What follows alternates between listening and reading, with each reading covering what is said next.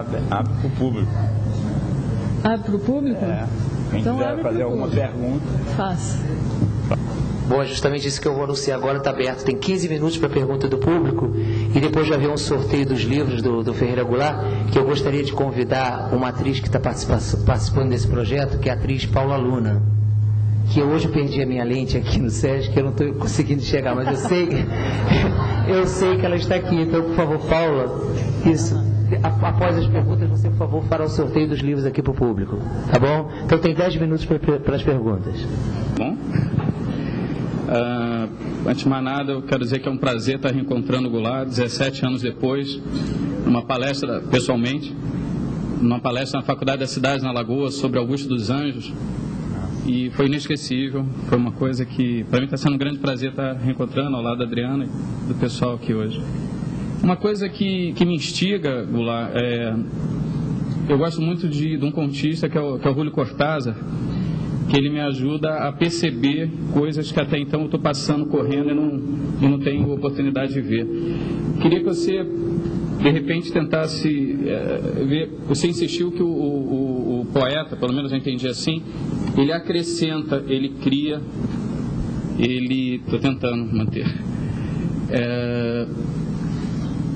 Eu vejo que o poeta, de repente, percebe o mundo. Você falou da loucura do mundo, que em algum momento você pôde publicar um livro que até então não poderia ter sido antes e tudo.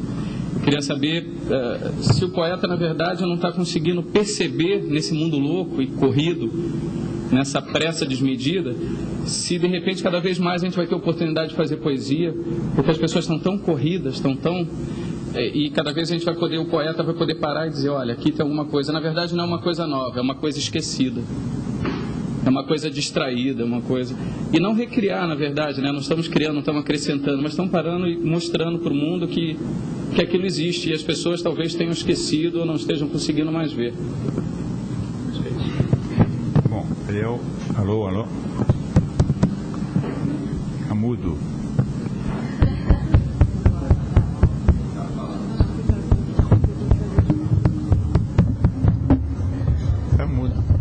Alô? Tá falando? Não, tá mudo, né? Alô? Tá bom, tá. Olha, eu agradeço a pergunta do amigo aí, mas eu gostaria de dizer o seguinte, o meu modo de ver, o poeta, ele não mostra o que existe, ele inventa, tá certo? Quer dizer, porque é impossível traduzir em palavras o cheiro da tangerina, é impossível traduzir. Então, você não vai, ao falar do cheiro da tangerina, você não vai mostrar para a pessoa o que é o cheiro da tangerina. Você, na verdade, vai criar uma coisa chamada poema, ou que poderia, em um outro plano, ser música, que nasceu daquilo, mas que não é aquilo, porque as linguagens são intraduzíveis uma nas outras. Eu não posso traduzir em palavra o que a pintura diz, eu não posso traduzir em pintura o que a música diz, eu não posso traduzir em palavra o que o cheiro da tangerina diz. Então, eu invento o mundo, por isso que o mundo é inventado, é por isso que ele é inventado. Agora, quanto à confusão do mundo, eu acho o seguinte, porque as pessoas costumam, às vezes tendem a achar que a poesia não tem mais lugar, porque como o mundo virou isso, virou aquilo e tal, é o mundo do espetáculo, é isso, é aquilo, então a poesia não tem mais lugar. Mas não é assim, não é assim. Eu não vivo numa cidade de 10 milhões de habitantes, de 6 milhões de habitantes. Eu não vivo. Eu vivo numa cidade de 40 pessoas que são meus amigos, as pessoas que eu conheço. Está entendendo? Se o cara ficar preocupado que os 6 bilhões de habitantes do mundo leiam a poesia dele, ele está ferrado. Ele vai dar um tiro na cuca. Então, não é por aí. sabe, não é por aí. Esse mundo quantificado, esse mundo mega que existe aí, eu pessoalmente não tenho nada a ver com ele, compreende? Eu gosto das pessoas, eu quero contato com as pessoas, com Antônio, Pedro, João Maria, Fernando, né? E, sabe, o cara que vende livro no chão lá em frente da minha casa, o porteiro, cara, a empregada, as pessoas e os amigos. Então é isso que é, quer dizer, então não tem que ficar assustado porque o mundo está cheio de confusão. Era melhor que não estivesse, mas a poesia e a arte e tal, ela continua, porque as pessoas têm necessidade. Isso não é uma coisa que tenha sido inventada por alguém, isso é uma necessidade do ser humano, isso aí é uma coisa, né? Ninguém inventou, a partir de hoje vou inventar uma coisa chamada poesia, não? Você sabe como nasceu naturalmente da necessidade das pessoas, entendeu? Então muda, vai mudando, vai ganhando outro caráter, outras coisas, mas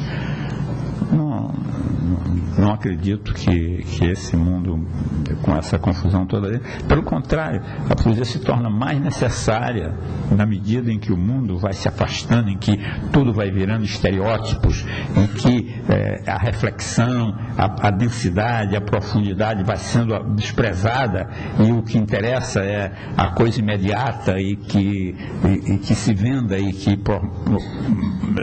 facilite vender, e que então, na medida em que a tendência as pessoas vão sentindo necessidade de alguma coisa que as alimente, de alguma coisa mais rica, entendeu?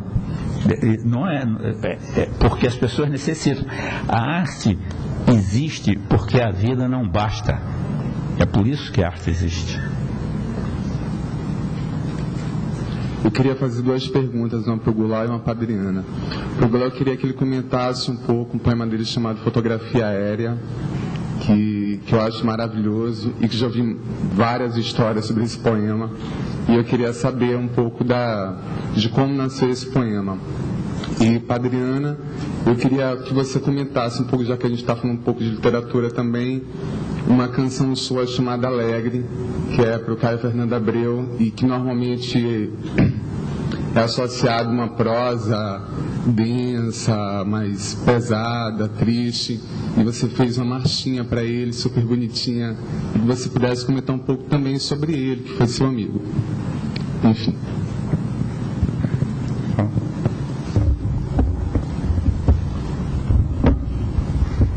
Fiz essa música para o Caio antes, na verdade, dele saber que estava doente. E eu era muito amiga dele e ele tinha aquela escrita pesada e tenebrosa, né? Mas ele era muito engraçado no convívio, assim. Ele imitava as pessoas, ele inventou uma série de expressões que a gente usa muito, como saia justa, essas coisas. Ele que começou a fazer. Ele tinha uma coleção de galinhas de cerâmica em cima da geladeira. Ele era bastante infantil até. Então aquela canção, na verdade, fala desse lado, desse Caio, né? Que falava assim, tudo e tal. É esse Caio. Aqui, o Caio dos livros não cabe nessa canção. Bom, Fotografia aérea. Eu só gostaria de dizer o seguinte: todo mundo conhece a Adriana Calcanhoto, né? Grande cantora, excelente compositora, mudou a música popular brasileira, não é verdade?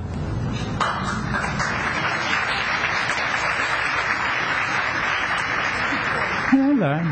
A verdade tem que ser dita. Mas sobre a fotografia aérea, há uma história também. Então, o poema nasceu da seguinte maneira: eu era diretor da revista Arquitetura do Instituto de Arquitetos do Brasil. Eu sou jornalista profissional, minha vida inteira ganhei a vida como jornalista. Então, eu nesse período trabalhava como redator, revisor, diretor, tudo da revista, porque era só eu para fazer a revista. Tudo bem. Aí um dia chegou uma matéria cujo tema era planejamento urbano. Então eu tinha que conseguir pegar no arquivo de fotos algumas fotos que pudessem ilustrar essa matéria, que era sobre planejamento urbano. Então eram fotografias de cidades, de regiões. Então, quando eu estou vendo o arquivo, eu me deparo com uma fotografia que eu olhei e falei, bom, mas isso é São Luís do Maranhão, é a minha cidade. Aí virei para olhar o verso da fotografia e estava escrito lá, São Luís do Maranhão, tantas horas, só não tinha data. Aí eu olhei a foto e falei assim, onde está a minha casa? Aí fiquei procurando assim, encontrei o quartel do exército aqui. Bom, aqui é o campo de Ourique, aqui é a rua Celso Magalhães. Aí descobri, está aqui a minha casa. Aí descobri o teto da minha casa. Aí eu fiquei emocionado. Está aqui o teto. Aí eu falei assim, eu devo ter ouvido esse avião quando ele fotografou. Se o teto está aqui, eu estava embaixo do teto, eu ouvi esse avião, você, né? E eu comecei, aí a fotografia começou a viver, assim, aqui está a Quinta dos Medeiros, aqui está o riachozinho que passa na Quinta. Aí a fotografia começou a ficar verde, sonora, cheia de vozes, mas eu tinha que fazer o meu trabalho, deixei lá o assunto do poema, está sempre a vida atrapalhando a minha poesia. Então,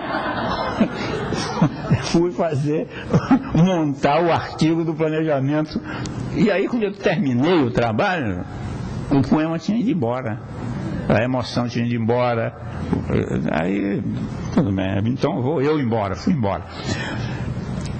2 anos depois, eu entrei no Museu de Arte Moderna para ver uma exposição dos artistas do Engenho de Dentro, artista do Museu de Imagens do Inconsciente, que eu era amigo da doutora Anise e apaixonado por aqueles artistas de lá.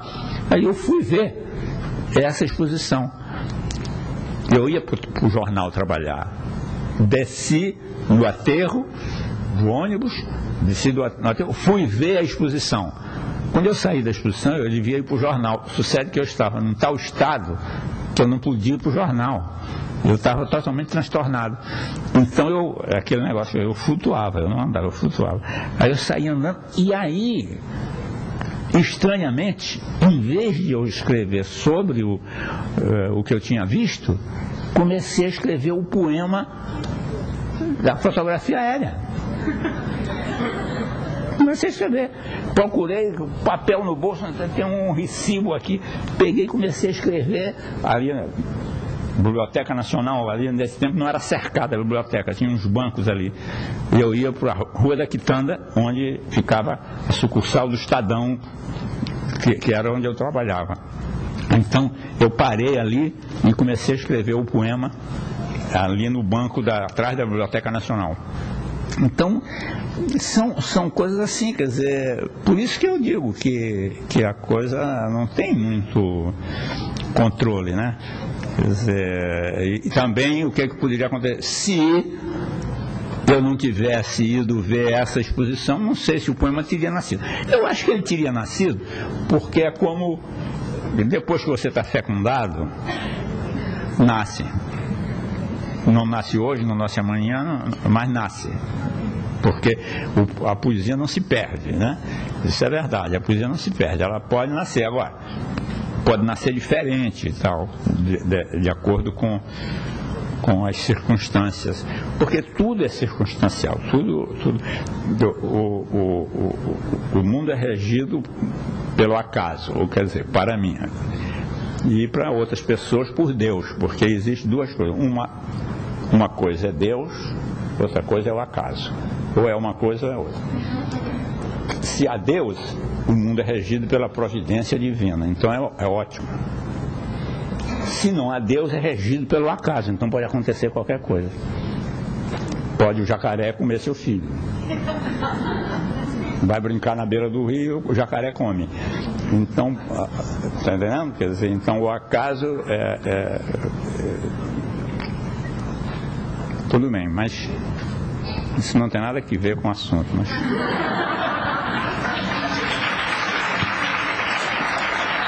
eu sou pirado, né? Mas não é verdade, esse negócio de Deus é verdade. Ué, Deus é uma casa, hein? Pode perguntar. Quero saber se o gatinho preto existe. Aí uma punhalada. Morreu. Não, ficou encantado, então. Ficou encantado. É melhor pensar assim. Morreu o gatito, meu gatito querido, meu companheiro. Morreu. Boa noite, Ferreira. Boa noite, Adriana. Eu queria perguntar, porque algumas poesias suas já foram musicadas e tudo, né? Eu queria saber qual a sua visão sobre isso, a relação entre poesia e música, e o que você sentiu quando você ouviu a sua primeira poesia musicada. Eu nem me lembro. A primeira poesia minha que foi musicada, qual foi? Eu não me lembro, mas eu sei que a música enriquece o poema. Enriquece. Sabe? O poema, ele pode existir independente da música. Como a Adriana leu aí, traduziu-se, simplesmente leu o texto, né? Ele foi escrito como poema. Mas quando ele é cantado, ele ganha uma outra dimensão, ele ganha mais expressão. Eu acho que porque a música enriquece a poesia, enriquece os poemas. Isso aí é sem nenhuma dúvida. De modo que eu sempre fiquei muito, não só grato, como gratificado com os compositores que puseram, por exemplo, esses poeminha do gatinho, que a Adriana botou música no espetáculo dela, ficaram muito melhores, muito mais fascinantes do que sem a música, sem nenhuma dúvida.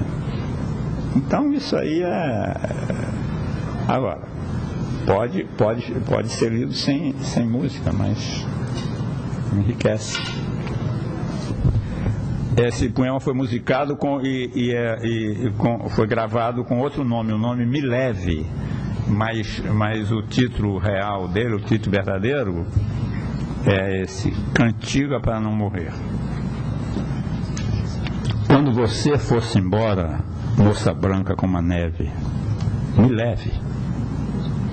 Se acaso você não possa me carregar pela mão, menina branca de neve, me leve no coração. Se no coração não possa por acaso me levar, moça de sonho de neve, me leve no seu lembrar.